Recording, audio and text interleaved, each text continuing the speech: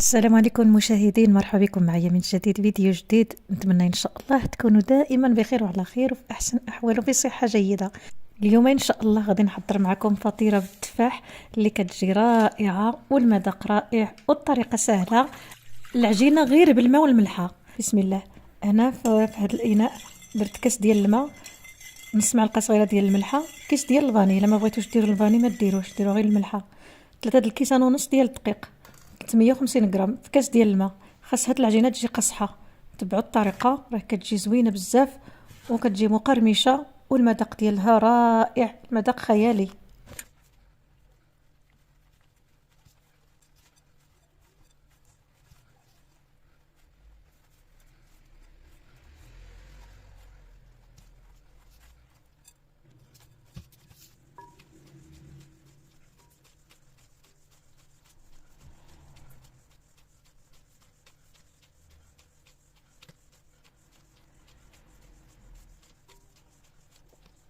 العجينه ما كندلكوهاش بزاف، غير كنجمعوها بحال هكا صافي وكنديرها في البلاستيك، كنخليها ترتاح مده ساعه.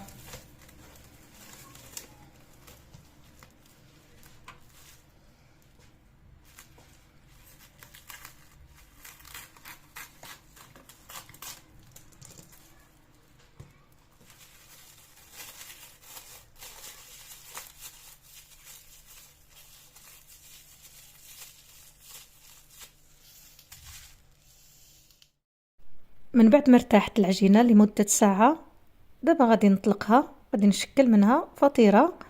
اما تكون فطيره كبيره ولا يكونوا فطائر صغار فرديين على حسب الاختيار. واخا كنديروها قصحة مني كترتاح كتولي رطبة بحال هكا.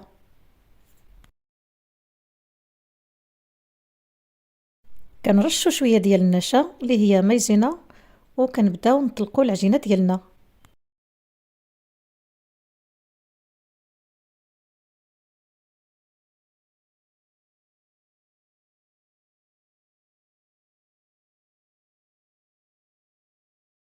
كندهنوها بالزبدة، الزبدة كيف ما كان النوع ديالها، تكون ديال الطوراق ولا ديال حيوانية.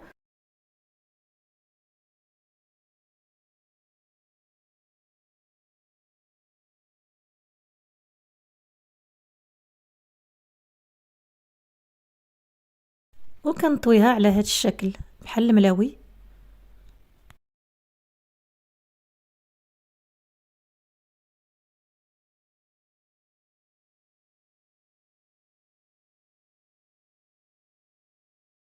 نغلفها بالبلاستيك، ندخلها للثلاجة. بغيتو توجد لكم دغيا حطوها في الفريغو في المجمد، دغيا كتوجد.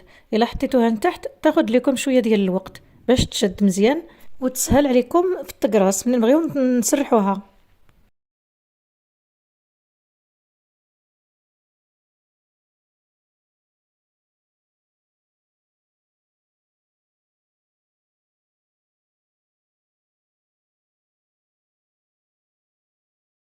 هنا في الكسرونه غادي نحضر لا كريم باتيسير. كندير 2 كيسان ديال الحليب اللي كيهزو 200 مليلتر.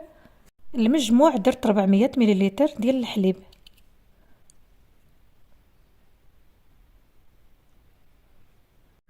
وغادي ندير 2 معالق ديال لا كريم باتيسير، اولا كنحضروه بالنشا كيجي حتى هو زوين بالنشا.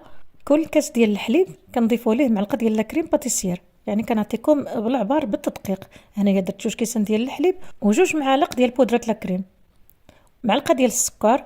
انا ما بغيتوش يجي حلو بزاف، كل واحد والذوق ديالو. انا ما كيعجبنيش تجي الكريمه حلوه لانني مازال غادي نضيف التفاح، والتفاح غادي نعسلو في السكر. كنخلط مزيان.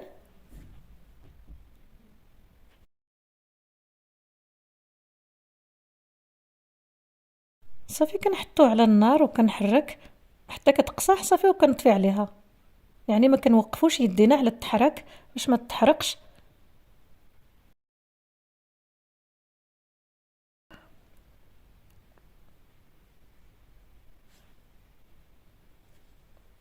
غادي نغطيها ونحطها في الثلاجة.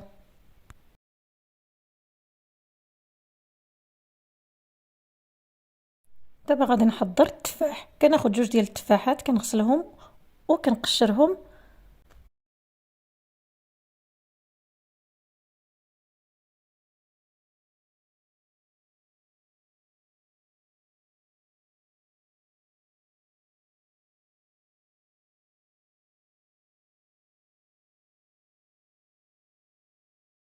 في المقله كندير معلقه ديال السكر، نص معلقه ديال الزبده، كندوب الزبده مع السكر، ما كنخليش السكر حتى يولي كراميل، غير كيدوب. كنضيف عليه التفاح، من بعد كنحك عليه واحد ليمونه، قشور ديال واحد ليمونه كيعطيها واحد المذاق زوين.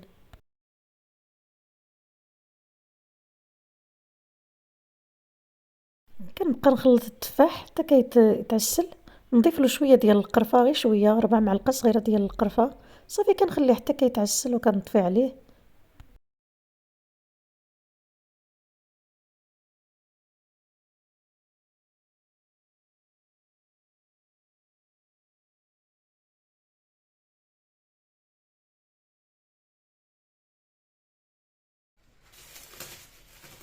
هنا العجينه جاهزه باش نقرصوها. كنقطعوا العجينه في الوسط. فاش طويناها في الاول، الا لاحظتوا طويتها جاو هذوك الطويات في الوسط، من بعد لويتها على هذا الشكل باش منين نجيو نقطعوها يجيو قد عبار واحد. صافي وكنبسطوها بهذا الشكل. هذه غادي نخليها جانبا حتى نقرص هذه حتى نطلق الاولى، من بعد كنطلقوا الثانيه بنفس الطريقه. كنرشوا شويه ديال النشا وكنطلقوا العجينه.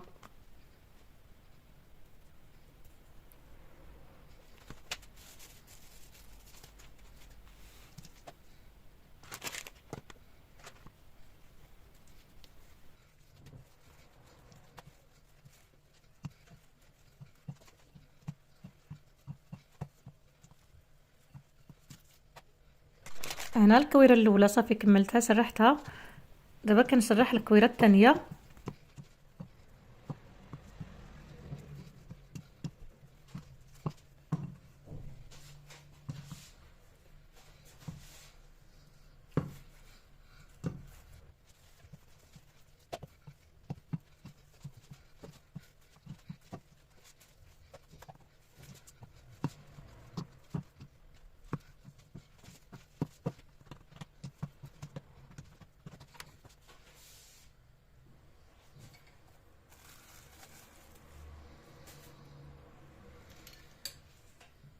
كنجيبو هذاك الكريم من بعد ما برد، هانتوما كيف ما كتشوفوا راه ارتاح. صافي وكنحطوه هكذا على الفطيره، كنوزعوه كامل على الفطيره، كنخليو غير الجوانب، ما كنوصلوش الكريمه حتى الجوانب، باش مني غادي نجيو نطويو العجينه ما غاديش يخرج لينا الكريم. صافي كنوزعوها بهذه الطريقه.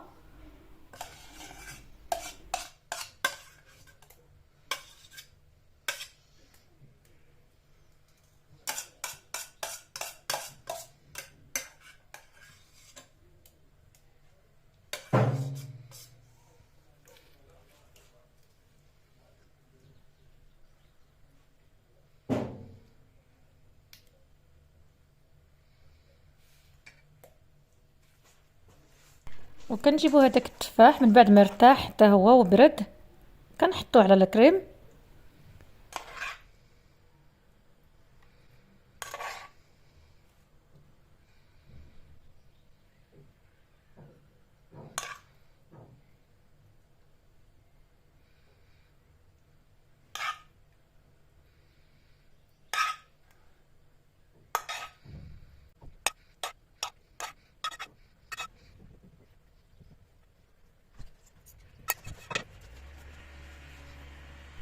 كنجيبو العجينه الثانيه كنحطوها من الفوق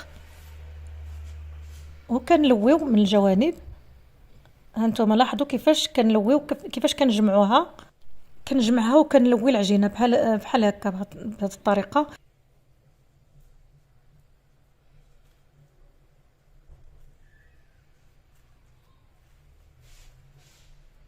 هانتوما كيفاش كتجي، يعني كتجي ملويه. صافي وكنهزها نحطها في الصينيه ديال الفران مدهونه بالزبده ولا مفرشه الورق الطهي. انا هنايا دهنتها بالزبده. كنتقبوها بالشوكه باش ما تنفخش، والفران راني شعلته راه سخون. كندهنوها بصفر البيض ومعاه شويه ديال الحليب. صافي كندهنها كامله وكندخلها للفران على نار مهيله، كنعطيها الوقت في الطياب باش تجي مقرمشه. الا زدنا العافيه جهدنا العافيه راه ما غاديش تجي مقرمشه، غادي تجي مدقسه. صافي كنشعل النار غير من التحت، كندير ليها شويه ديال الزنجلان، كنشعل النار غير من تحت. ملي كطيب كنشوفها من تحت تحمرات، كنشعل عليها من الفوق باش تتحمر. ها نتوما كي جات محمره ومقرمشه. دابا نخليها تبرد باش نقطعها معكم. هانتوما غادي تشوفوا كيف كتجي من الداخل، كتجي رائعه. هنايا مازال عاد ما برداتش مزيان. هانتوما كتجي زوينه والمذاق ديالها رائع، غير جربوها. راه اكيد غادي تعجبكم حتى نتوما وتعجب وليداتكم. الطريقه راها سهله كما شفتوا، الطريقه ديال العجينه يعني سهله ماهله.